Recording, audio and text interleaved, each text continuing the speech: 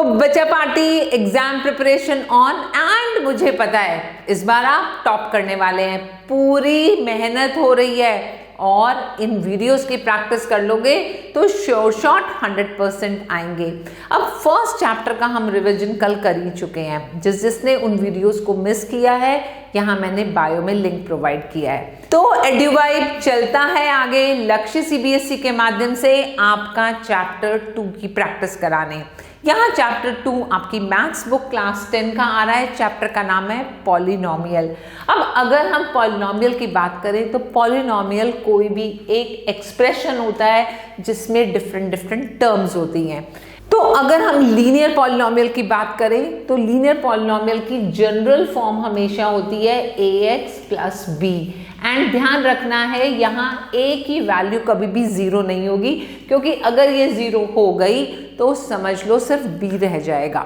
Similarly अगर हम quadratic polynomial की बात करते हैं तो उसकी डिग्री 2 होती है और उसकी जनरल फॉर्म लिखी जाती है ax square plus bx plus c and same rule that a should not be equal to 0। अब ये a 0 क्यों नहीं होगा? अगर a 0 हुआ तो ये पूरा 0 हो जाएगा, राइट, और यहाँ बच जाएगा आपका linear polynomial. And then we come to cubic polynomial. अब क्यूबिक पॉलिनोमियल की डिग्री 3 होती है और उसकी स्टैंडर्ड फॉर्म हम लिखते हैं ax cube plus bx square plus cx plus d and a not equal to 0। ये वाला पॉलिनोमियल के ऊपर बेस्ड क्वेश्चंस आपके एग्जाम में नहीं आएंगे, सिर्फ इनकी जनरल फॉर्म हमें मालूम होनी चाहिए एंड ये पता होना चाहिए नंबर ऑफ जीरोस कितने होते हैं। तो अगर लीनियर पॉलिनोमियल है we say there can be at most 1 answer. At most का मतलब 0 आंसर भी हो सकता है। कोई पॉलिनोमियल ऐसा हो सकता है जिसका कोई रूट ही ना निकले और अगर निकलेगा तो मैक्सिमम 1 निकलेगा। अगर क्वाड्रेटिक पॉलिनोमियल की बात करें so it will have at most 2 answers, at most 2 roots या एट मोस्ट 2 जीरोस। और इसका मतलब होता है कि 0 आंसर भी हो सकता है कि कोई आंसर ही नहीं निकल रहा इस पॉलिनोमियल का। एक 1 सिंगल सॉल्यूशन भी हो सकता है, दैट मीन्स 2 आंसर्स सेम आ रहे हैं, 2 जीरोस सेम आ रहे हैं एंड अलग अलग आंसर्स भी हो सकते हैं। एंड अगर हम क्यूबिक पॉलिनोमियल की बात करें तो उसके एट मोस्ट 3 सॉल्यूशंस हो सकते हैं। तो इतना कंसेप्ट क्लियर हो गया। आगे चलते हैं और अब लेते हैं कि इन जीरोस को, जो अभी हमने बात की है कि इसका एक 0 हो सकता है, मैक्सिमम 2 जीरोस हो सकते हैं, तो क्वाड्रेटिक पॉलिनोमियल के अगर हमें जीरोस निकालने हैं तो उन्हें कैसे निकालेंगे? अब डिफरेंट मेथड्स हैं। ये डिफरेंट मेथड्स क्यों हैं? अगर आप फर्स्ट मेथड अप्लाई कर पा रहे हैं तो बहुत अच्छी बात है, अदरवाइज हम सेकंड मेथड को ट्राई करेंगे। अगर सेकंड मेथड भी वर्क नहीं कर रहा तो और आगे चलेंगे, थर्ड मेथड को ट्राई करेंगे। So in this way we try different methods. First method आता है टेकिंग कॉमन। अब बहुत बार हमें ऐसे पॉलिनोमियल्स दिए होते हैं जिनको देखते ही हमें लगता है इसमें कुछ कॉमन निकाला जा सकता है। सपोज मैंने लिखा 4x स्क्वायर प्लस 2x। अब यहाँ पर 2 टर्म्स हैं, इन दोनों टर्म्स में हम ऑब्जर्व कर रहे हैं कि 2x कॉमन है यहाँ पर भी और यहाँ पर भी।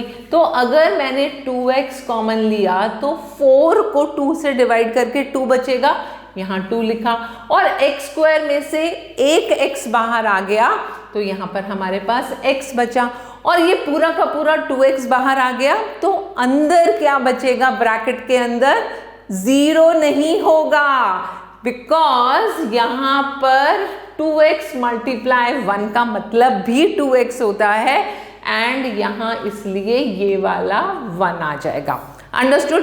ये बहुत छोटी सी मिस्टेक है जो बच्चे अक्सर करते हैं कि 2x को बाहर ले आए, अंदर 0 बच गया और 0 ही मिल जाता है। तो ऐसी प्रॉब्लम्स को कभी अपने रास्ते में मत आने दो। इन छोटी छोटी बातों को दिमाग में ध्यान में रखना है। अब आते हैं second method, that is factorization by splitting middle term. तो बहुत बार हमें ऐसा एक्सप्रेशन पॉलिनोमियल के फॉर्म में दिया होता है जिसको देखकर हमें लगता है कुछ कॉमन तो निकल नहीं रहा, अब क्या करें? और इसका हल हम निकालते हैं स्प्लिटिंग मिडिल टर्म से। कैसे? सपोज हमने एक एक्सप्रेशन लिया x² प्लस 3x प्लस 2। अब यहाँ कुछ कॉमन नहीं है और हमने क्या करना है, ये जो मिडिल टर्म है, इस मिडिल टर्म में हमने सबसे पहले इसको ब्रेक करने की कोशिश करनी है। अब मैं आपको बताती हूँ कि एक कोई भी पॉलिनॉमियल अगर दिया है क्वाड्रेटिक, उसकी जनरल फॉर्म में x² के साथ जो लिखा है वो a हो जाता है, ऐसे ही x के साथ जो लिखा है वो b हो जाता है, और ये जो प्लस के बाद कांस्टेंट नंबर होता है वो c हो जाता है। तो हम इस bx को ऐसे ब्रेक करेंगे कि अगर हम इसको ऐड करें तो 3x आए, और अगर इसको मल्टीप्लाई करें तो ये फर्स्ट और लास्ट टर्म का प्रोडक्ट आए। दैट मीन्स 2x² आना चाहिए प्रोडक्ट और सम आना चाहिए 3x। कोशिश करते हैं। हमने x² को एज इट इज लिखा और इस 3x को ब्रेक किया x प्लस 2x। अब मुझे बताओ x प्लस 2x क्या होता है? 3x, और x मल्टीप्लाई 2x क्या होता है? Yes, that is 2x²। हमें यही तो चाहिए था, और उसके बाद प्लस 2 लिखा। अब यहाँ पर कॉमन अप्लाई करेंगे। इन दोनों में हमने x कॉमन देखा तो एक x यहाँ बचा और यहाँ पर 1 बचा।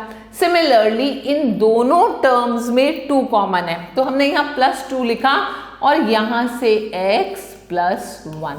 अब यहाँ एक बहुत इंपॉर्टेंट चीज आपने ध्यान में रखनी है कि ये जो ब्रैकेट की टर्म्स आएंगी हमेशा सेम आएंगी।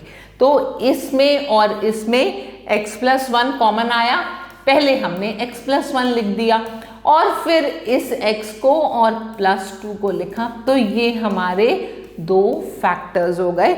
और यहाँ पर हमने कैसे फैक्टराइज किया? Bye splitting middle term. Understood? इस पैटर्न के क्वेश्चंस आपको कई बार एग्जाम में देखने के लिए मिल जाते हैं। अब आगे चलते हैं, थर्ड मेथड लेते हैं बाय आइडेंटिटीज। हमने 8th स्टैंडर्ड में आइडेंटिटीज पढ़ी थी। एक आइडेंटिटी पढ़ी थी x plus y whole square की, राइट? क्या होता है? x² plus 2xy plus y²।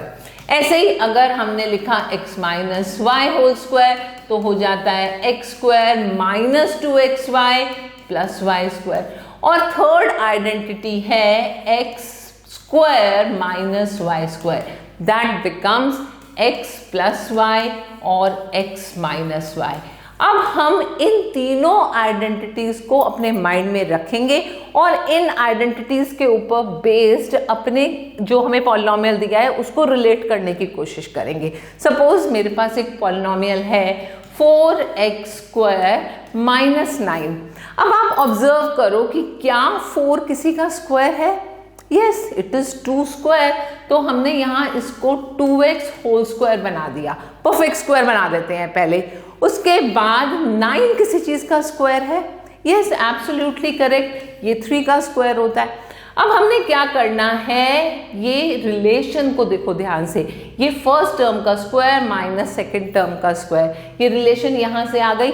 बस यहाँ से इस आइडेंटिटी को पिक किया, first number plus second number, first number minus second number, तो आपका आंसर हुआ 2x plus 3 and 2x minus 3, and this way you get the factors. अब एक और आइडेंटिटी अप्लाई करके देखते हैं। सपोज हमारे पास एक क्वेश्चन है 9x² एंड यहाँ पर 16 है एंड देन मिडिल टर्म है दैट इज 24x।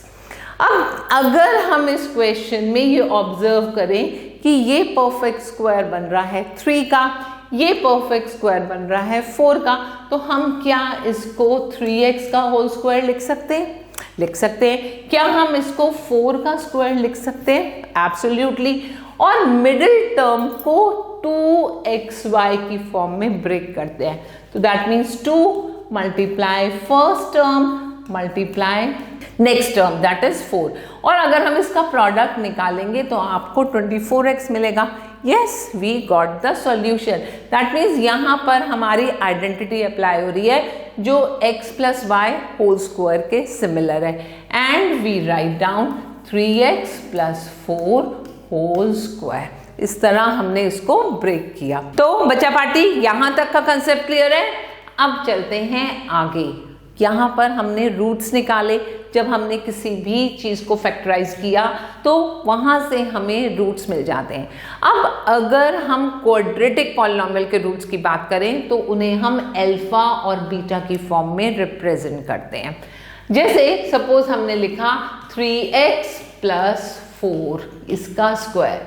अब हम रूट्स निकालने के लिए 3x + 4 = 0 लिखेंगे और 3x = -4 हो जाएगा। ये x की वैल्यू मिली -4/3। सो दिस इज रूट जिसको हम अल्फा बोलेंगे। ऐसे ही जो दूसरा रूट होगा उससे जो रिजल्ट मिलेगा उसको हम बीटा बोलेंगे। नाउ एवरी टाइम रिमेंबर, अगर कोई भी क्वाड्रेटिक पॉलिनॉमियल दिया है तो उसमें दो रूट्स का सम हमेशा -b/a की फॉर्म में एक्सप्रेस किया जाता है और उन दोनों का प्रोडक्ट हमेशा c/a की फॉर्म में हम लिखते हैं। नाउ कई बार आपके पेपर में क्वेश्चन आता है। अब हम पेपर की बात कर रहे हैं। अगर क्वेश्चन आया कि find the value of k in the given polynomial और क्वाड्रेटिक पॉलिनॉमियल है तो उसकी मैं आपको टिप्स एंड ट्रिक्स दे रही हूं।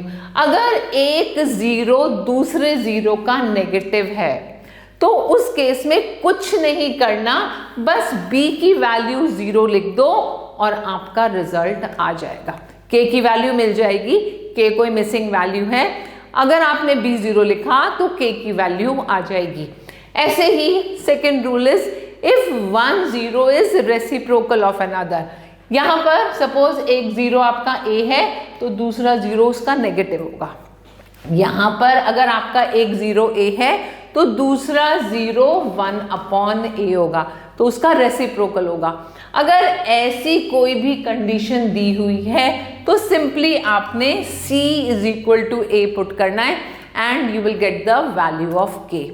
नाउ सेकेंड इंपॉर्टेंट थिंग, ये तो k निकालने की बात हुई।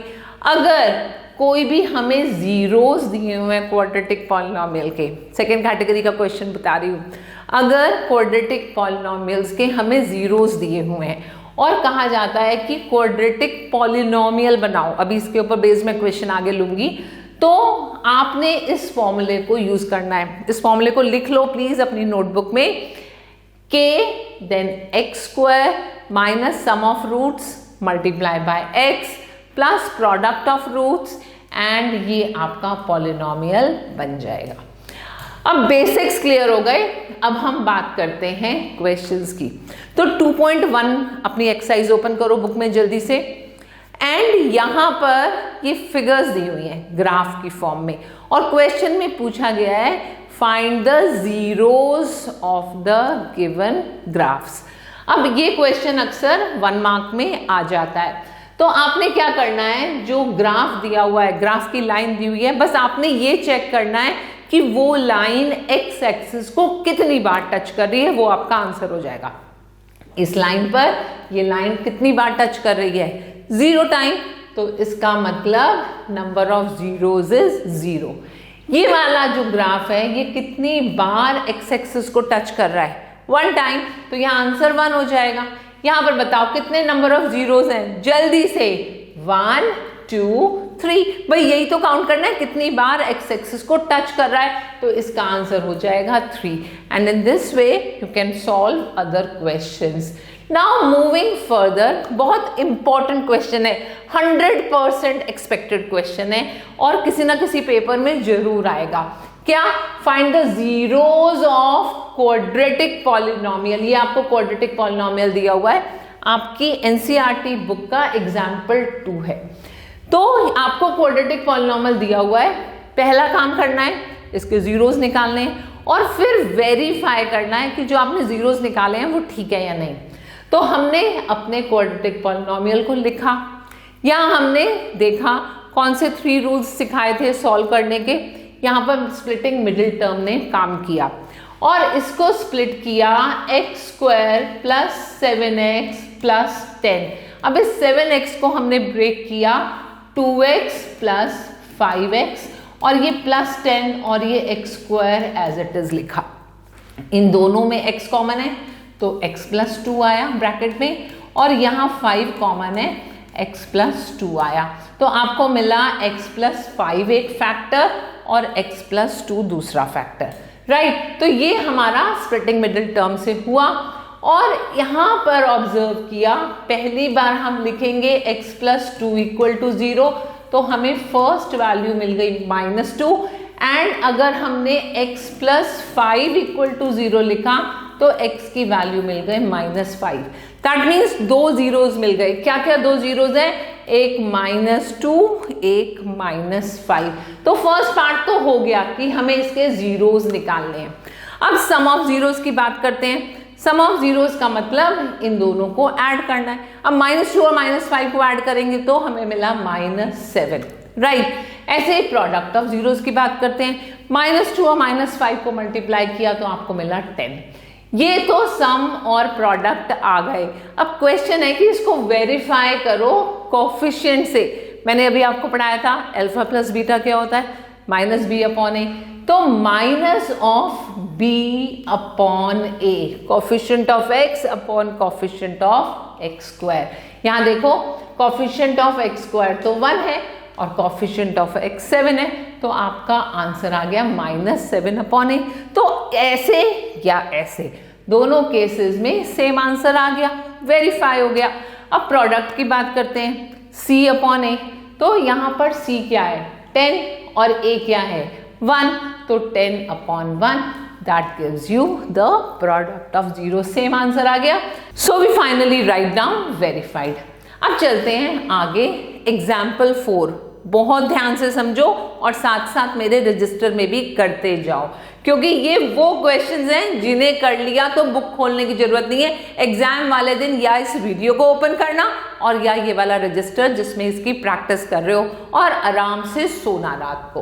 Now question is find the quadratic polynomial the sum and the product of whose zeros are -3 and 2।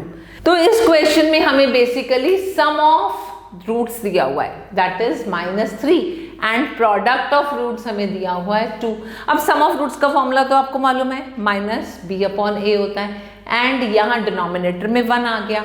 Similarly यहाँ भी 2/1 आ गया। तो आपने क्या ऑब्जर्व किया? b की वैल्यू 3, a की वैल्यू 1 और c की वैल्यू 2। हमने ये तीनों वैल्यूज पुट की और फिर standard form that is ax² + bx + c, यहाँ पर इन वैल्यूज को पुट किया।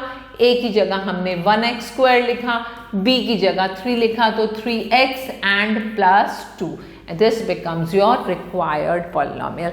तो बहुत ही इजी चैप्टर है जिसको आपने इतना हवा बनाया हुआ है। हमने बेसिकली ध्यान रखना है, एक सम और प्रोडक्ट ऑफ रूट्स वाला क्वेश्चन 100% आएगा, एक हमारा फॉर्मिंग द पॉलिनोमियल वाला क्वेश्चन आ जाएगा, या फिर finding the value of k वाला क्वेश्चन आ जाएगा। तो इन क्वेश्चंस में से आपने कुछ क्वेश्चंस की प्रैक्टिस करनी है 2.2 में से, एंड कॉन्फिडेंटली इन क्वेश्चंस को ट्राई करो। कहीं प्रॉब्लम आए तो मुझे मैसेज करो। एंड शॉर्ट क्वेश्चंस हैं, be very confident and help me to crack Lakshya CBSE। जल्दी मिलती हूँ कल, फिर इसी टाइम दोबारा से मिलते हैं। चैप्टर 3 का रिवीजन करेंगे और इस तरह मेरा हाथ पकड़ के आगे बढ़ते जाना। कोई भी 100/100 लाने से नहीं रोक सकता, वही हमारा लक्ष्य है, ध्यान रखना। Okay, now Anjana science of for today. Good bye.